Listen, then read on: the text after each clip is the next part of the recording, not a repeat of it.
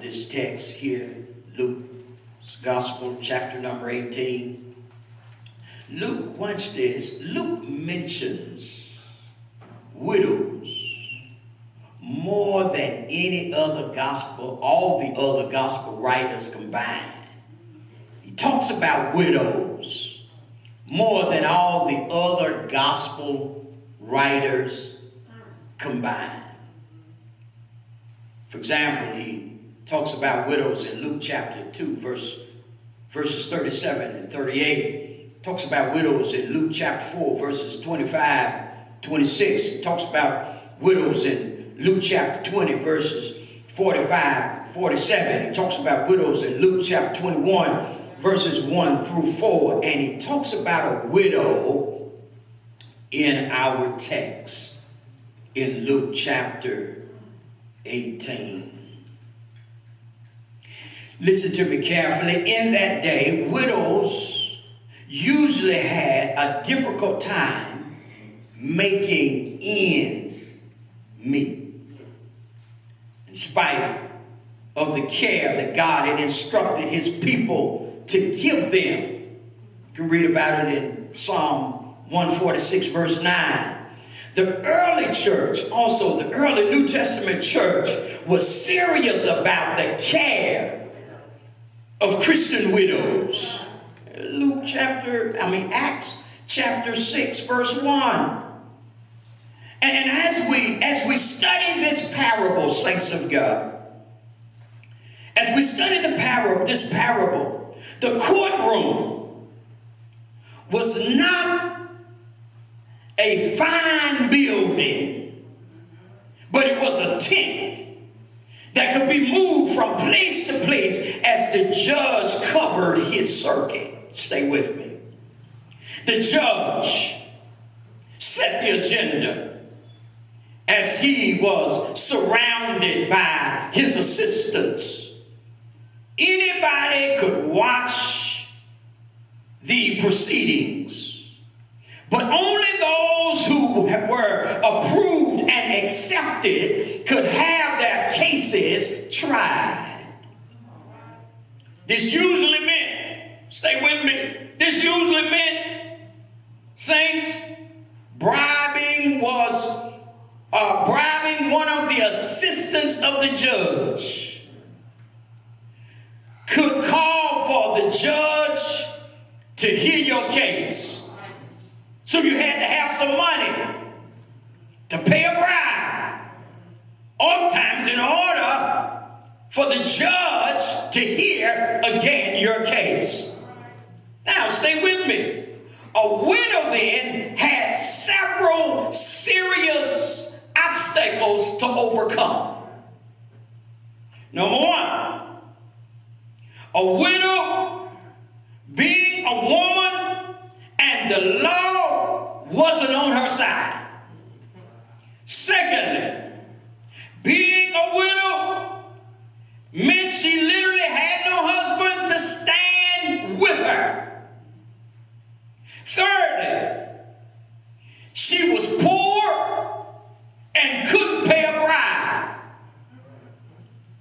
Now that we kind of understand the context, as Jesus speaks here to his disciples, the text is very explicit in verse number 1 that Jesus here starts speaking in parabolic form. So now I shared all that in order that you and I could have better understanding of the context and understand the parable that now Jesus is speaking to his disciples. Stay with me. I like this. Stay with me. There are at least three things that I think that this text, these two verses, is tailored to teach us about prayer. That there are at least three things. That these two verses is tailored to teach us about prayer. All right? Here it is. The first principle. The first thing that we'll find in verse number 1. Number 1, Jesus says, he teaches them in parabolic form. And then he says, listen, in verse number 1, he says, you ought to always pray. So the first principle of this lesson today is always pray. Always. How often is always? Always. Every season, here it is. Every season is literally a season to pray. Amen. I mean, I'm not suggesting that you be Pharisaic about this and want to pray in order that others can see you praying and so they can applaud you. Look at how spiritual he is, she is. They just praying. No. Don't take on no Pharisaic kind of spirit when it comes to prayer or praying. Saints of God, here it is. Prayer is a vital part of the believer's life, or at least it ought to be. Prayer indicates relationship with God. Prayer is that vehicle, it's that means whereby earth communicates with heaven. The creature communicates with the Creator. Are you listening to me? Well, watch this, my brothers and sisters. If you had a marriage where there's not a word uttered, you're not going to have much of a marriage. The point is that marriage is based on having a healthy relationship, which simply means there must be some healthy communication. Operative word, healthy. Because there are some people who communicate in relationship, but is not so healthy. Are you listening to me? And so, my friends, saints, see, we must understand today that prayer is not a monologue, but prayer is a dialogue. In other words, it's not just about me talking to God. So in other words, have you ever seen them people, they want to rush in, they just want to tell you what's on their mind. And then they ready to run off. No. We must understand, saints, that prayer is a dialogue. And so we must not only talk to God, but we also must allow God to talk back to us. Let God talk back to us. See, the scripture encourages us, saints of God, it encourages us to pray. The Apostle Paul urges the believers in Ephesus to pray always in Ephesians chapter 6, verse 18.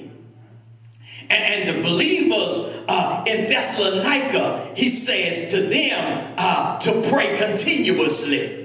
In 1 Thessalonians chapter 5, verse number 17. And it's interesting, saints of God, it's interesting that in Luke chapter 18, verse 1, the word ought in King James as well as in the English Standard Version. Watch this. The word ought in Greek is day.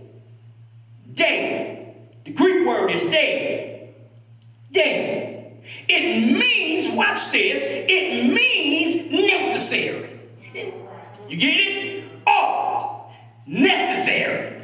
It is necessary. Now, watch this. Watch this. It's necessary. The word always in Greek, it means at all time. At all time. The idea of all time is kind of like, if I can use this analogy, it's kind of like breathing. You breathe how often? All the time. It's It's a part of you. Nobody has to tell you to breathe.